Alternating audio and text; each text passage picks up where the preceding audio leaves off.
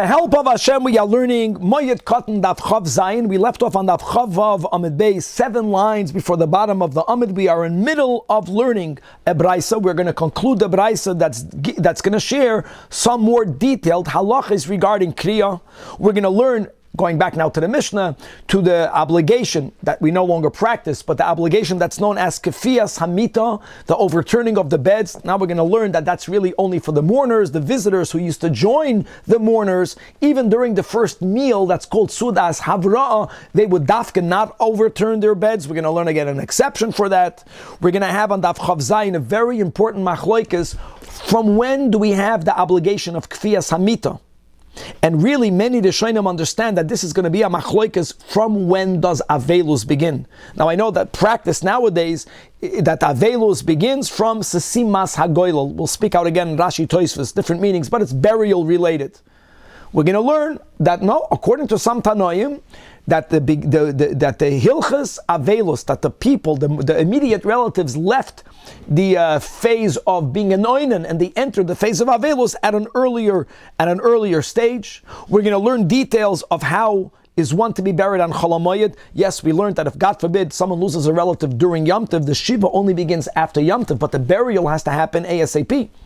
But on the other hand, since it's a Chol HaMoed, so there is lesser amounts of mourning that happens on Chol HaMoed. This will be the final topic really of the Masechta. And very importantly, on Daf Chav Zayin Moed Katan, we're going to learn about various minhagim related to burial that were modified to honor the poor, not to shame the poor people. And Rabbi Gamliel, he's the one that's credited for bringing down the expense of burial, including with and beginning with focusing on the simple tachrichin that nowadays the person who passed on is buried with. We're going to learn, at least we'll begin to learning about the rules about not giving eulogies on Chol HaMoed and much, much more. Let us start on Daf Chav Vav Amid Beis again, 7 lines before the bottom of the Amid. We are in middle of the Brais. Says the Brais, and we had this quoted above, that koiden al chaviv al chamoisei, that if a person loses his father-in-law or mother-in-law, so a person should rent his garments to give honor to his wife, as we explained above. In other words, there are some times that I'm obligated to do something, and then there's some times that there's no chiyuv per se, but I'm doing it to give honor to the spouse. And again, since we paskin that it's only done for kavod, we already quoted the Ramah, anything that's done for the kavod of the wife, if that person, in this case the wife, explicitly were to say, you don't have to be machabed me, she can be moichal on her kavod. Nowadays, the presumption is that there is such a forgiveness. If there is a halacha of ripping kriya, then no one has the right to forgive it. But it's done for kavod, again, that's something that could be forgiven, and today the presumption is it's forgiven. Rav Papa continues. Rav Papa Tana be'eval Rabasi. We learned in the Torah Shabal Peh, in the Braisa, that's called the large rules of Avelus. Today we call that Masechta Simchas.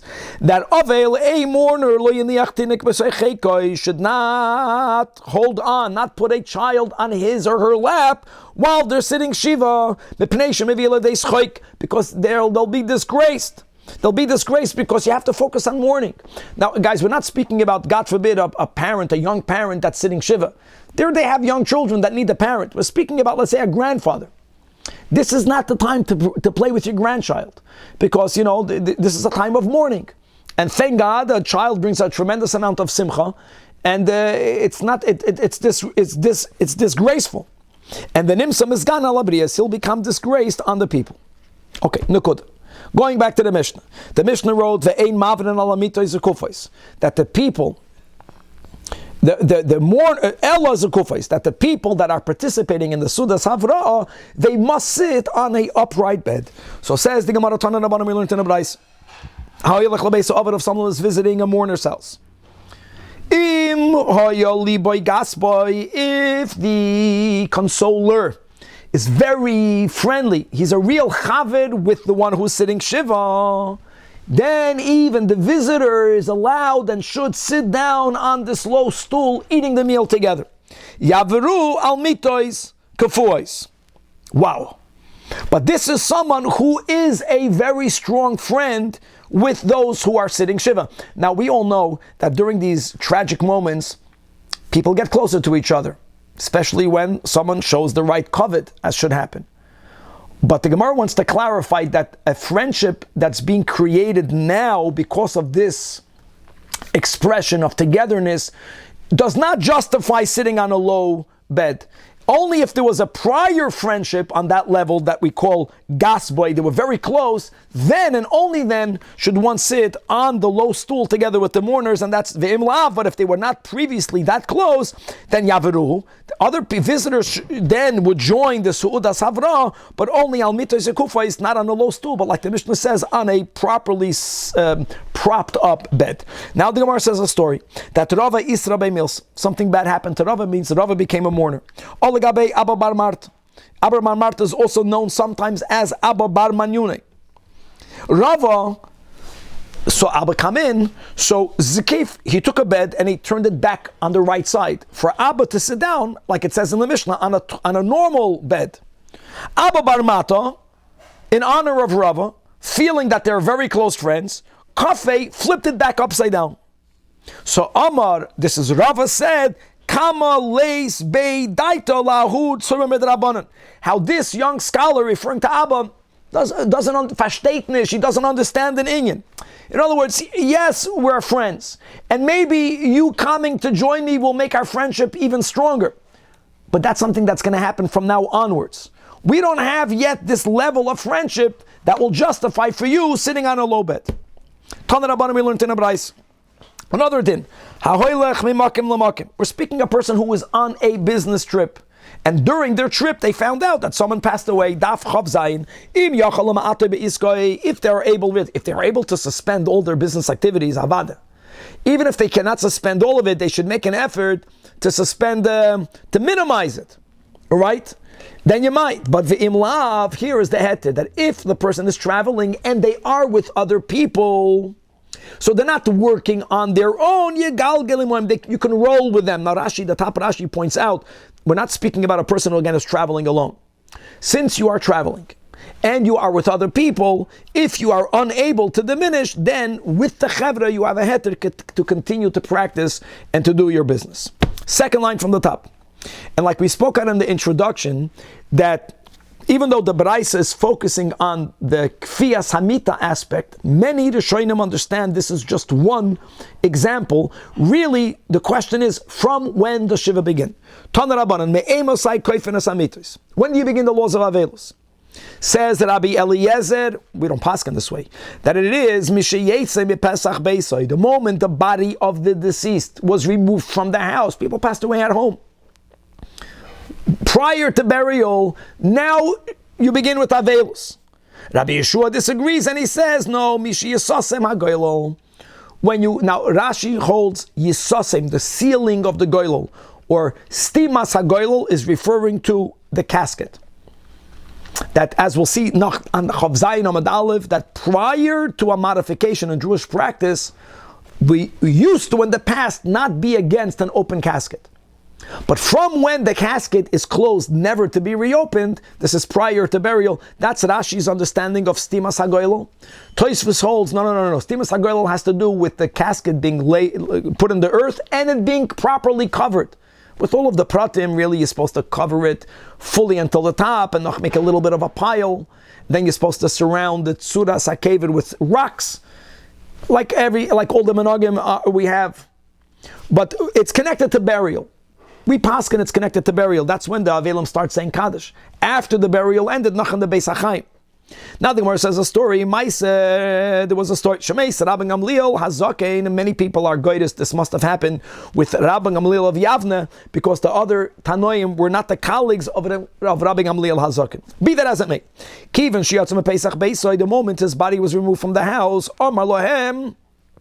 Rabbi Eliezer told his household members that Kfu Mitoy Seichem, turn over your beds, which they did. And then a short while later, when the burial ended, the Kivan Shenistam HaGoylol, Rabbi Yeshua told the family, Kfu Mitoy Seichem, now turn over your beds. So Amrullah, they told Rabbi Yeshua, Kfar Kofinu Al Pi Zakein, we already followed the elder is Rabbi Eliezer. Oh, the Machlokes Tanoi. And, based on Shmuel's rule that we are Kedivrei HaMekel, So then we know it's mekel because we are starting Avelos a bit later. Tana Rabbanan. What happens when you have Shabbos? So during Shabbos, you're going to flip the beds straight up. So says the Braisa, Shabbos, from what time? Min mincha l'mayla. Then Mukhe Yosef and many other Rishonim understand this mincha to be what we call mincha katana, which is around 2.5 hours before night. In other words, there's no public mourning on Shabbos, but that doesn't mean that Erev Shabbos after Chatzos you can business back to normal. Absolutely not. And indeed, Amar Abba Bar Huna, Afal Pikain, even though you can already flip the beds up 2.5 hours around before dark, but sitting down on it, you have to wait until it's Shabbos proper. Now what happens if Shiva ends on Sunday? Gabashgacha Prat is now Tzvika's ending is Shiva on Sunday. So one will argue, anyways, we're getting up on Sunday. They have to turn we learned all the beds have to be turned upside down. Yes. Even though there's only one day left, and we, based on the rule of Abba Shaul, Mixas Hayom Kekule means that we don't sit the full 7 days. The 7th day after Shachris, after the time that people normally will offer the Nechumim, that's when the Shiva comes to an end. Doesn't matter. The end of the narrow line. When you turn your bed over, don't think it's not only your bed. All of the beds that are in the house have to be overturned. Meaning, second line, even if a person has 10 beds, in 10 different places, all of them have to be overturned. And more than that, maybe one would think this is only true if Shiva is being sat in the house where the person passed away. Not the case. Even if you have 5 brothers and one brother passed away, meaning all the other 4 brothers will each sit Shiva in their own home, there also all of the beds in those homes have to be turned over. However, here is the exception: if there was a bed that was used as a shelf, no one ever sat on it or laid on it, it was used just to store things. That bed that bed does not need to be overturned, and a dargosh, as we'll explain soon, doesn't have to be overturned, but you can't leave it the way it is. Ella zoikva, you have to stand it upright. In other words, overturning a bed is that the 4 legs will be facing the ceiling. Here they are going to be. In other words, you're going to turn it 90 degrees, not 180 degrees. That when it comes to the dargosh that we are yet to be defined, you don't even have to stand it up. Mater es karbitov, it's enough for you to untie its loops, as we'll speak out in a moment, and then v'hu neifel me'el of the sheet, we'll see it was a leather sheet that was connected to the frames via ropes that made loops inside the bedposts. If you untie the loops, the dargosh, the leather sheet will drop. Well, today you have, let's say, the springboard and the mattress. The mattress fell down, and that was good enough. And now we have to find out what's this dargosh. So my dargosh. So Amar Ula says arsa degada. Amazing. Arsa degada means a bed that people used to have in their homes, a proper bed set up not to store kalim. No one ever sat or laid or reclined on it. It was called a bed for good mazel. Ke'ilu, it says, Ki malacha v'yitzavolach l'shmarcha b'chol derechecha. God sends a malach to protect us, so I have in my house a bed for the malach. No one will use it because it's designated for the malach. And many people had in their homes a chair for the Rebbe. You have a bed. That is the dargesh that we are referring to. The problem is that according to this understanding, it's a proper bed. It's just a bed that no one is using because it's designated for good mazel. When it comes to a king, the Tran we have in the Mishnah that says that normally the mourners sit on the ground. The people that are coming to offer condolences will sit on a normal chair. But a king is different. Everyone sits on the ground and he sits on the dargosh. Now, if dargosh is an item that is never used for anything, it's left lamazel toiv. So, fragt the Gemara, mi'ika mida da ado idna loy oisvinai, that the king never used. because no one would use such beds, people who had that type of practice. And now, and now we give it to the mourner, doesn't make sense. It can't be dargish. The Gemara answers with a question. Answers the Gemara, Maskav Rav Asha, my question, what kind of question is that? What many things change when someone is in mourning. Let's speak about a king. Eating and drinking. No one brings the king food and drink. It's not even respectful. But now, like any other mourner, Sudas Havra'ah, whether it's the first day of burial, whether it's only the first meal after the burial, the whole concept is that other people bring, and yes, even to a king, that Oichline Va'ashkine, we give him food and we give him drink. So it doesn't bother me that there is a proper bed that until him being a mourner was never used, and the Mishnah is saying that he reuses that bed to recline. Ella, we will refute Ula, but the kasha comes from another Eli kasha, and really it's the Tanya. It says in a Braisa, like we just learned above, you don't have to fully turn it over, you only have to stand it up. And now asks the Gemara, if Ula is correct, why would you not have to turn it over? Hatanya, we just learned this, that this whole concept of kfiyas hamita, it's not only to turn over the bed that you sleep on, all the beds are turned over, so why not this bed? So the Gemara says that's not a kasha. It can be a normal bed. But since it's designated, a normal bed. If people chose to use this bed for kelim, you b'chlal don't even have to do anything. The Tanya im hoisa mita hamiyuchedes lekelim eina tzarech lechfaisa. So therefore, it can be that this bed, I understand it's not mamish a storage bed, but since no one uses it, it's enough to stand it up. But indeed, we will refute Ula, Ella, Ikasha, Hakasha. When it says further, as we just learned above, Rabban, Shimon, Ben, Gamliel, Oimer, Dargas, Mater, Karbita, Vunetel, Me'elav, you untie its loops and the sheet falls down. The Isal, Kadaitach, Arsa, the Gada, if it's a bed like all the other beds, it's only that we designated the bed for it should be like Lamazel Toiv, not being used by anything, and therefore it's like a keli for a good malach. My karbitin islay. What type of loops does it have? Now here you have to see a picture to better appreciate it, but if you can imagine in your mind, they didn't have a box spring. So they would have the bed frame, and as we learned before, that there were ropes that went lengthwise and widthwise from one post to the other, and after you wrapped enough of these ropes, now you had a base upon which to put the mattress. Now these ropes, when they came to the bedpost, were looped over the post and fully around the post. Any loop that goes fully around the post is not something that if you would untie them, it would drop so easy. It would become entangled. And therefore, it must be another type of bed altogether, as we will see in a moment.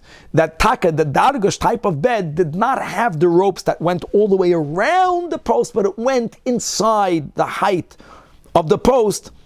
And those loops were untied, and the sheet that was connected to the loops would taka drop, as we'll see in a moment.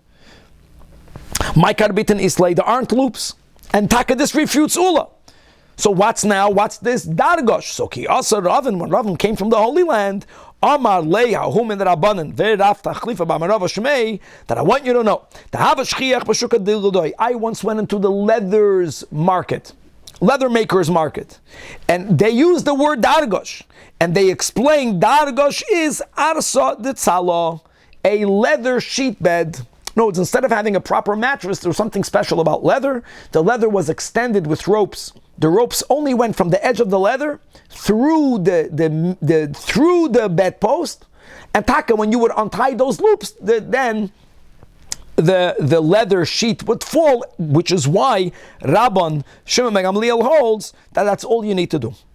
Itmanami Amar Rabbi Yirmiyah Dargesh Seirugay Mitoiche. Its binding is inside the posts. Mita, when it comes to the ropes that go around the normal bed, Seirugay Al Gaba, it goes all the way over and it surrounds, like we explained, the bedposts. Says the Gemara Amar Rabbi Yaakov Baracha Amar Rabbi Shua ben Levi. Halacha Kerab Shimon ben Gamliel, who is lenient, who allows for just the untying of the loops to suffice for the dargish. And we will follow the version that takes out the next two words. We're going to skip the words itmanami. Amar Rabbi Yaakov Baracha Amar Abbasi. Mita shenakli te'al yoitzin. Here we're speaking about double beds that have double posts protruding from it. We had this in Sukkah. They used to hang some sort of net on top of beds, but there were two types of such beds. You have where you have four posts really protruding upwards. Such a bed can be turned upside down, because even when you turn it upside down, there are four legs for the bed to stand on. But what happens if you have a bed it's made for it to have a canopy, but there's only two posts coming up? You can't stand on two legs. A person could, but nothing else. If you turn it upside down, it's not going to be 180 degrees upside down. It's going to tilt on the sides. So indeed, a mita shenakli tel yoitzin, right? If there's only two posts creating its canopy, like the dargosh, you can't leave it the way it is. But zoikva, all you need to do is to stand it up and vidayoy, and that is enough. Continues the Gemara, more details about Kfiyas Hamita. Kfiyas Hamita was not done primarily to make sure that the Avelim sleep on an uncomfortable bed. It's not about the Avel being uncomfortable, it's a din in turning over the beds. And therefore, Tana Rabbanan, if a person doesn't overturn the beds, but they think they'll fulfill this concept, I'm only going to sleep on a chair, I'll be uncomfortable. Or I'm only going to sleep during the Shiva al-Gabe Udiyani Gedoyl, on this large mortar. Or al-Gaba Karka, a person is going to sleep on the floor. Lo yatsa yedei chayvasai. Because the chiyuv again, what does it mean? It's not about discomfort. It's about tafka, turning over the beds. And we actually learned a little bit above that when a person is buried, the body decomposes and the person is the tselem elikim. That tselem elikim is formed on a bed, as we had above. So this is like we're showing the tragedy of the tselem elikim being overturned. And again, it's not about discomfort. Tana Rabbanan. More about discomfort, or it's not all about discomfort. Mechabdin, we are allowed to sweep. Umarbitzen, we are allowed to sprinkle. In the times of Chazal, floors were made out of earth, and earth every now and then would create a lot of dust, and the way they would make the dust settle is they would sprinkle the environment with water, or if they wanted a good fragrance, they would use wine. You are allowed to be marbitz, bebeisa aval. Umadichin, you can rinse ka'arais, the plates, kaises, the cups, tzoloichiyos, the jars, vikitoiniyos, and the bottles, and the beisa aval. But mugmar is a certain type of incense. Other types of spices may not be brought lebeisa aval because that's already luxurious. In other words, removing dirt, cleanliness should always be practiced. Hygiene. Once you're going beyond cleanliness, which is connected to a good scent, that not. We learned a Braisa taught by Bar Kapara.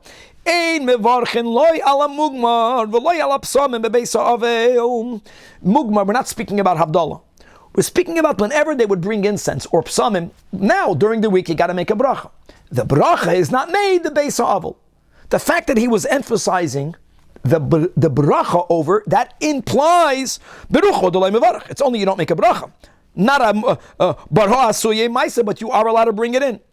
Just take a pause. Parenthetically, there is a question in halacha whether havdalah is made in the house of an avel, minhag chabad, and not havdalah. I'm sorry, whether you make a bracha on psamim, and our minhag is yes, you make a bracha on psamim bibeis ha'avel. This Braisa of Bar Kapara is not speaking about the ritual of making a bracha over psamim.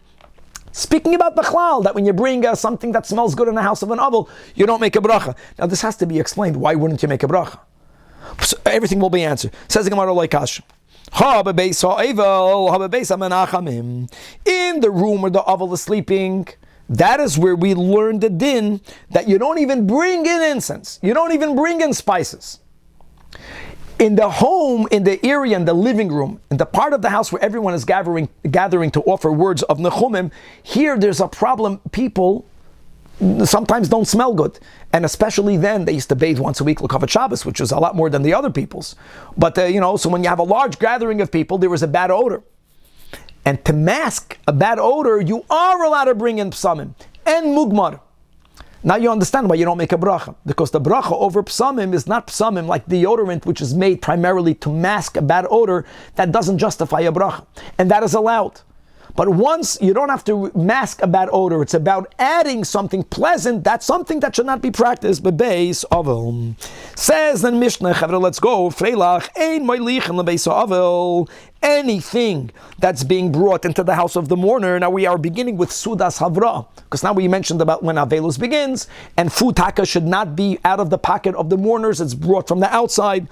And really, according to many Rishonim, this is not only about food being offered for the Sudas Havra. It's when you bring things to the house of a mourner, leave things simple. The kalim should be simple. Don't bring it loi betavla, not on a tray. This is beyond the necessity. V'loi be'is kutla, some sort of large bowl. And not in a kanoin, which is a large basket. Ela besalin, in simple, plain baskets. Likewise, another din, moving on to another din, when there is a burial on Chol HaMoyed, and during the Su'udas Havra'ah, there was a special bracha that was made that concluded with the words Baruch, Menachem, Avelim. That is not done if the burial was on Chol HaMoyed. But yes, Avlo'emdim B'Shura, on Chol HaMoyed, we make the rows in the Beis HaChaim right after the burial. Actually, nowadays, the minig is that the people that are there make two rows opposite each other, and the Avelim walk in between the rows, and the rows close in behind them. Then in the times of Chazal, it was the opposite. It was that the Avelim stood in a row, and everyone walked by them, offering them words of Nechumim. Now, we don't sit Shiva on Chol HaMoyed. So no one is going to formally tell the mourners in their homes on Chol HaMoyed, Hamakim Menachem Eschem. But at the burial, you make a shura. You make a shura and do menachamin, and you offer the traditional words of condolences. And now we'll play to the mesarabim. There's two ways of learning it. One pshat is whoever was there at the burial and was part of the shura, they're patur, they fulfilled their obligation of being menachem, the avelim. Another pshat is mamish the opposite, is that even though you make a shura, and even though you offer words of condolences, but you do it quick, you dismiss the rabbim. Sometimes people linger on, which is great, but not on Chol HaMoyed, because don't forget, again, the two opposite sides of the coin, mourning and Chol HaMoyed are mamish opposites one of the other. Another than all related to Chol HaMoyed, ein manichin asamita barachayv. When you lead the body for burial, at times prior to the kavura, they would put the body down. And then they would say another hesped, or they would say more tehillim, and say a kaddish, and then they would walk a little bit and put the body down. You don't do that during Chol HaMoyed. Shaloi lahargel as a hesped, in order not to have a lengthier hesped. And now the Mishnah concludes, that for the dignity of a woman is never placed down. Her beer is never placed down. Really, like any Chumash Rashi, Mishnah Gemara, the Gemara is going to so limit this halacha. As we will see on top of Daf Chav Ches, the Gemara is going to say that this last line of the Mishnah is only referring to a woman who passed away during childbirth. So there's body liquids that are oozing out of her body. So if you're going to place her down, then it's going to accumulate under where her body was, and that's considered not bachavadik. But if not for that, then again, not on Chol HaMoyed, but if you want to be masbid the woman also by making these stops and hespedim, the Gemara says that's allowed. I just want to say that nowadays it's not that common for the body to be placed on the ground, but we do have the concept of pausing 7 times or walking and stopping 7 times on the way to the final burial. And we say Tehillim Yeshiv B'Seiser, and we say until the pasuk Ki Malacha V'Tzavalach, which is a pasuk that has 7 words. And the first time you say until that verse, and you say the word Ki, then you stop. Then you go again, and the second time Yeshiv B'Seiser Ki Malachav V'Chulei. That is not something we do for women ever. There's no ma'amados for women, but all of that originated from this topic that we're talking about, which is about putting the body down. Okay, says the Gemara, this is a very important Gemara. Tana Rabbanan.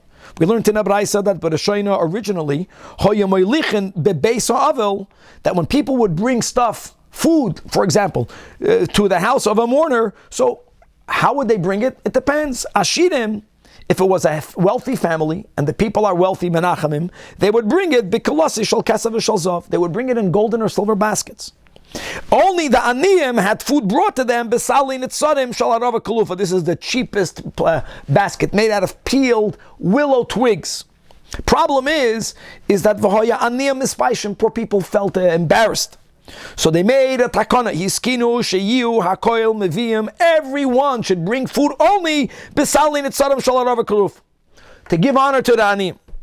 Similarly, Tana Rabbanan. But the Shaina originally, right, 5 lines from the bottom of the Amid, 4 lines from the bottom of the Amid, Hayamashkim Beisa Avel, when they would serve drinks, if it was a wealthy home, they would serve it Beschuchis Levana, white glass or clear glass, crystal, expensive kalim. And Daniyim had it in the colored, simpler Beschuchis Tzivua.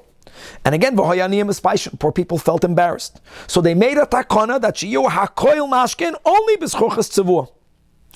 2 lines before the bottom. But this is mama shocking. In other words, that the concept, we had an open casket, this is way back before Atakana, that when people would see the face of the person about to be buried, it does arouse a much deeper feeling of mourning. You knew them when they were alive, and now they're about to be buried, and the face changes after passing. So people did that to arouse a greater feeling of tsa'ar, of anguish, and of mourning. But people that during the life were aniyim, they starved for food, their countenance is horrible after passing. So not to shame them, they would umachasim pnei aniyim. Because of hunger, after the passing, the face, the countenance was mamish blackened. But again, there was this differentiation. And again, v'hoya aniyim is baishim. That why isn't that they don't have the open casket? So they made a takana shiyu machasin pnei hakoil, that everyone's face should be covered. This is very important. Now here in LA, some people come from countries where the culture was to have an open casket, and that's something that is not allowed. Now there's certain din de malchus adina that you have to have sometimes a relative to identify. That's something else. But we never have an open casket. It used to be that way for Ashidim, and there's a takana not allowing it. The last, but a shayna, last in the Amid, the end of the Amid. But a shayna, you might see Ashidim bidargosh, the wealthy people were taken out on this special bed. Right, it had like a leather sheet, and only the aniyim, the chavzayin Amid Beis, were taken out bikelich on a beer. A beer is basically 2 sticks with ropes across. But again, they felt embarrassed. So iskinu, sheyu, hakoil, matziim, bekalicha, everyone is taken out on the simplest of beds. Furthermore, but originally, they would bring this type of incense. People that passed away from intestinal illnesses had a particularly unpleasant odor that needed to be masked. And the way they would mask it, the way they would cover it, is they would put this type of incense under the body. And now the living choyle ma'ayim, in other words, everyone saw where there's a bad odor because they have these illnesses. And the living choyle ma'ayim were embarrassed. So iskinu shiyu. Now what's the solution? Here you can't lower the bar because you don't want for there to be the bad odor. Here you have to up the bar for everyone. So they made a takana, shiyu manichem tachas hakoil, that everyone should go with the mugmar, for the living choyle ma'ayim. Nowadays, you have freezers, now it's different. Just to know on the other side, that the reasons why in Shulchan Aruch we learned that we're not allowed to we don't bring flowers to a funeral. Because the goyim would bring flowers because they would not bury as we should ASAP, they would delay burial, which would create a worse body odor, so they would mask it with flowers. Disallowing flowers motivated everyone to bury quicker. But here, choyle ma'ayim has nothing to do with speeding up. People that have these certain illnesses, after they pass right away, there's a terrible odor. So whatever system was used to mask it is used for everyone. Originally, if a woman who passed away was a nida, now after passing, there's tumas mace. But what about the kalim that had contact with this person prior to their passing? So if it was a nida during her time of being a nida, so then you have a special tumas nida. So they would take everything that had contact with the person prior to passing to the mikvah only by the nida, and the living nidas were ashamed. So iskinu sheyu madbilam al kabi kol hanoshim, anything in touch with any woman prior to their passing should be taken to the mikvah. Similarly, if there's a man that had this illness, this illness that gave this person the halachic status of a zav, and again, a zav is matame very much like a nida. It's mishkav u'moishav, there's hesed. So all of the kalim means clothing and articles, and beds and furniture, anything that had halachic contact with the zav prior to the passing was taken to the mikvah after the passing, but the living zavim felt embarrassed, the last narrow line. So ultimately, all of the kalim that had contact with these people prior to passing was taken to the mikvah. Now, moving on, originally that the expense for burial was so burdensome, it was so difficult for the relatives, sometimes even more than the death itself. Now, of course, the death in truth is a lot more painful than financial difficulties, but no one should know when a person is undergoing financial difficulties, right? Ani chashuv kameis, and the shame that a family member would undergo that they can't afford to bury like the other one was buried. And it became so bad. People who lost a family member would put their bodies in front of a basin and run away because they couldn't afford to do it. Until came the great Rabban Gamliel, v'noha kalus roish ba'atzmai. He treated himself lightly. And he says that when he passes away, he should be buried in the cheapest garments. Then it was b'chlei pishtan and linen garments. And furthermore, v'nohago am achrav lotzis b'chlei pishtan. And Rav Papa adds, and nowadays, nuhug alma, that now people have the minig, afilu b'tzirada bar zuga, that they don't even wear a proper linen garment, they have canvas garments, even cheaper. It's only worth one zuz. You know, part of the tragedy of today is that, so we have the simple tachrichen, we have the simple caskets, and then slowly but surely the prices went up. And a big Yasher Koyach to Chabad of California, that at least over here there's a Beis HaChaim, and if a person cannot afford it, relative to other burials, it's extremely affordable. Because that's the goal, that no one should feel burdened and ashamed because Nebuch, on top of the fact that they are suffering a loss of a close relative. All right, says the Gemara referring back to the Mishnah, Ein manichen asamita barachoiv an chalamoyed, don't put the bed down. Amar Rav Papa, that's only for a non-Talmud Chacham, but ein moed b'pnei Talmud Chacham. If someone is considered a Talmud Chacham, then we want to eulogize them, we have to eulogize them, even on chalamoyed, including putting the bed down, and certainly on Chanukah and Purim. But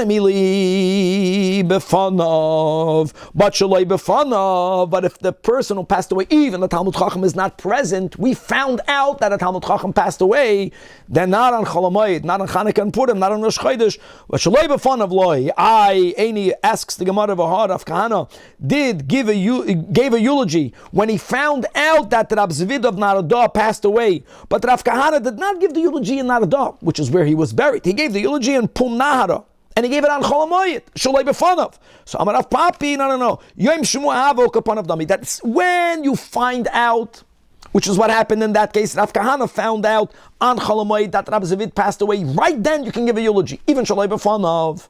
But once people already know about the shocking, the sad news, then when do we allow giving a eulogy on Cholamoyed? Only b'fanav. We'll stop over here, and God willing to be continued.